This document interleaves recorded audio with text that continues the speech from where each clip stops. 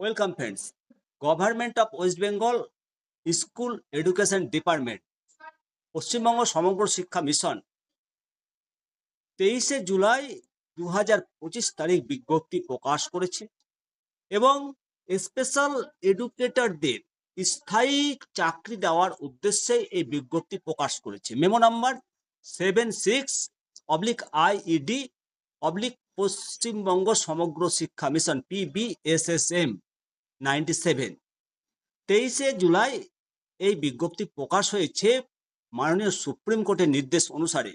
এখানে বলা হচ্ছে মামলার রেফারেন্স নাম্বার 132/2016 রাজেশ কুমার পান্ডে বনাম ইউনিয়ন অফ ইন্ডিয়া 7/3/2025 তারিখের রেফারেন্সে খুব শীঘ্রই সমস্ত স্পেশাল এডুকেটর শিক্ষকদের ডকুমেন্ট ভেরিফিকেশন প্রক্রিয়া শুরু হবে।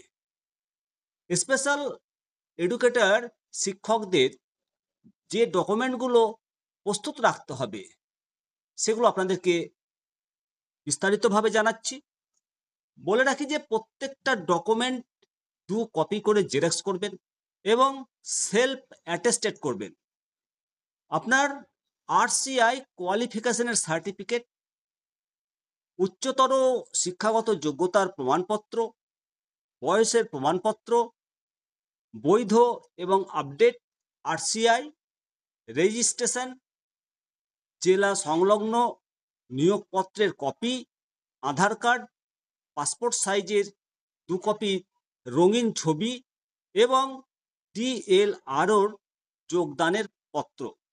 এই সমস্ত ডকুমেন্টগুলো ভেরিফিকেশন 30শে জুলাই 2025 তারিখের মধ্যে রাজ্য সরকারের তরফে প্রাথমিক সার্টিফিকেট প্রদান করা হবে।